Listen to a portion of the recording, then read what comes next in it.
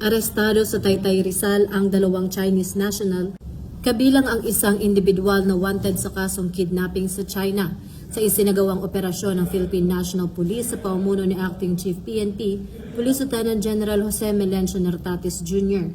Ayon sa ulat, ang pag-aresto ay bunga ng masusing intelligence gathering at coordination ng PNP sa mga kaukulang ahensya na nagresulta sa matagumpay na pagtunton at pagkakaaresto sa mga suspect.